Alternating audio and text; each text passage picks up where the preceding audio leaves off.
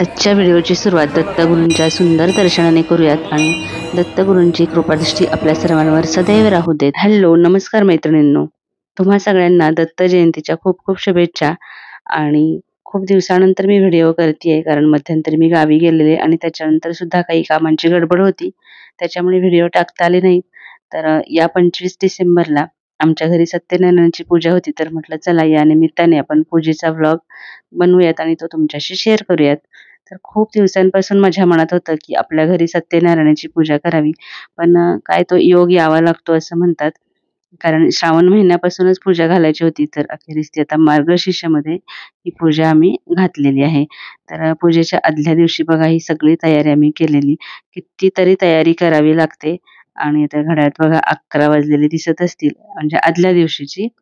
तर हे सगळे जे केळीचे खांब वगैरे लागतात, तर ते त्यांचे एक मित्र आहेत त्यांनीच आणून दिले. पण बाकीच्या गोष्टी सुद्धा खूप साऱ्या असतात, त्या सगळ्या घेण्यामध्ये आदला दिवस, कारण कितीतरी तयारी करायची असते आणि घरामध्ये जर अजून कोणी असेल तर मग थोडं सोपं पडतं. पण आपणच सगळ्या गोष्टी करायच्या म्हटले ना, तर मग थोडीशी धावपळी होतेच. तरी सुद्धा मी आदल्या दिवशी काही तयारी करून ठेवलेली. आणि आता पूजेच्या दिवशी बघा सकाळी उठून अंघोळ वगैरे झाल्यानंतर आधी शेगडीची पूजा वगैरे केली आणि मगच स्वयंपाकाला सुरुवात केली. तर थोडं लवकरच मी स्वयंपाकाला सुरुवात केलेली, कारण पूजा 4 वाजता होती, ती भटजी 4 वाजता येणार होते आणि पुरणपोळीचा नैवेद्य करायचा होता, त्याच्यामुळे मग लवकरच सुरुवात केली. तर आधी डाळ टाकली शिजायला. तर डाळ शिजायला टाकताना बघा थोडंसं तेल त्याच्यामध्ये टाकायचं, म्हणजे डाळ चांगली मऊ पण शिजते आणि कुकरमध्ये शिजवल्यानंतर उतू सुद्धा जात नाही. आणि डाळ शिजताना त्याच्यामध्ये थोडीशी हळद टाकायची, म्हणजे पुरणपोळीला चांगला कलर येतो. आणि डाळ शिजते तोपर्यंत म्हटलं चला नाश्ता बनवूयात. तर आज आमच्या दोघांचा पण उपवास होता, त्याच्यामुळे मग सगळ्यांसाठीच मी खिचडी बनवली नाश्त्यासाठी. तर आपण जेव्हा खिचडी बनवतो ना, तर कोण कोण याच्यामध्ये शिजलेले बटाटे टाकतात, तर तसं न करता असे बटाट्याच्या काचऱ्या करून जर आपण केल्या ना, तर खूप छान लागतं खिचडी आहे ती. त्याच्यानंतर बघा मी पीठ सुद्धा मळून ठेवलेलं आणि हे वाटण असतं ते सुद्धा करून ठेवलं. आणि हे सगळं लवकर करून ठेवलं, कारण सोमवारी आमच्याकडे लाईट नसते, त्याच्यामुळे नंतर वाटण करण्याचा प्रश्न येतो. आणि पुरण तयार झालंय कसं ओळखायचं बघा, ह्या पुरणामध्ये एखादा चमचा असा टाकून जर तो असं उभा राहिला तर आपलं पुरण तयार झालेलं आहे. आणि पोळ्या करून झाल्यानंतर आमच्या शेजारच्या वहिनी आहेत, विशाखा वहिनी, त्या आल्या आणि त्यांनी प्रसादाचा शिरा बनवला. तर खरंच खूप सुंदर प्रसादाचा शिरा बनवतात त्या.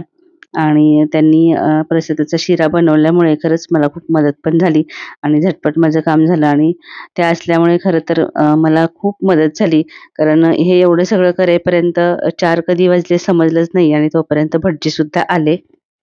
आणि हे बघा मी कशी तयारी केलेली आहे. तर कोणत्याही शुभप्रसंगी आपण आंब्याचा डहाळा लावतोच आणि फुलांचं तोरण सुद्धा. आणि हे दरवाजावरती श्रीराम समर्थांची पाटी.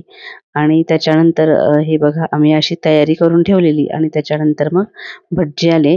तर संध्याकाळी मला वेळ मिळाल्यानंतर मी हे शूट केलेलं आहे, कारण की खूप गडबड झालेली, त्यामुळं आधी मला काही गोष्टी शूट नाही करता आल्या आणि प्रत्येक वेळेला कॅमेरा हातात घेणं शक्य नसतं. तर थोडंफार शूट मी केलेलं आहे, तर ते मी तुमच्याशी शेअर करते. तर ही पूजेच्या वेळचे काही व्हिडिओ आहेत. तर खूप सुंदर पूजा सांगितली भटजींनी. खरंच सत्यनारायणाची पूजा ना वर्षातून एकदा तरी आपण घालायला हवी. आणि हा नैवेद्य घरच्या देवाला आणि सत्यनारायणांना. तर या प्रकारे बघा आम्ही हे नैवेद्य बनवलेला आणि त्यानंतर सत्यनारायणांची आरती केली. खरंच खूप सुंदर पूजा झाली. मनाला खूप प्रसन्न वाटलं, कारण खूप दिवसांपासून आमच्या हे मनात होतं सत्यनारायणाची पूजा घालण्याचं. आणि अखेरीस ही माझी मनोकामना पूर्ण झाली.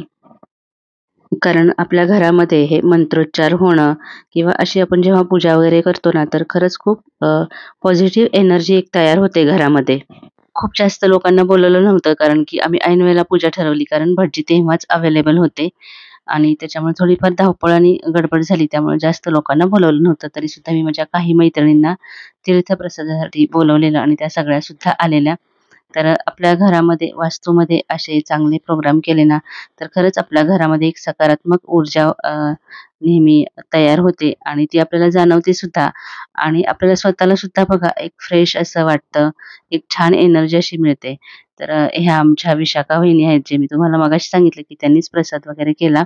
आणि अजून एक गोष्ट सांगायची म्हणजे इकडे कोकणात येऊन मी ज्या कोकणी सगळे पदार्थ बनवायला शिकलेले आहे ना, म्हणजे कोकणी वडे आणि फणसाची भाजी वगैरे, तर मी यांच्याकडूनच शिकलेली आहे. तर या प्रकारे सत्यनारायणाची पूजा घालण्याची माझी मनोकामना पूर्ण झाली. कारण खूप दिवसांपासून हे माझ्या मनामध्ये होतं आणि खूप छान पूजा झाली. आणि आज आहे दत्त जयंती आणि दत्तगुरूंची तर आपण रोजच्या रोज उपासना करतोच, पण आजच्या दिवशी दत्तगुरूंची उपासना करण्याचं, त्यांचं दर्शन घेण्याचं खूप महत्त्व आहे. कारण दत्त जयंतीच्या दिवशी म्हणजे मार्गशीर्ष महिन्यातल्या पौर्णिमेला दत्तगुरूंचा जन्म झाला, तर या दिवशी दत्तगुरूंचे दर्शन घेण्याचं, त्यांची उपासना करण्याचं खूप महत्त्व आहे. कारण या दिवशी दत्त तत्व आहे हे 1000 पटीने पृथ्वी तलावरती कार्यरत असते आणि त्याचा आपल्याला खूप लाभ होतो. आणि दत्तगुरू हे आपल्या मनोकामना पूर्ण करणारे, आपल्याला सामर्थ्यशाली बनवणारे आहेत. आणि आजच्या दिवशी मग मी आमच्या इथे दत्तगुरूंचं मंदिर आहे, तर तिथं जाऊन दर्शन घेतलं. आणि तिथं बघा दत्तगुरूंची ही पालखी असते, तर तिथं सुद्धा आम्ही दर्शन घेतलं.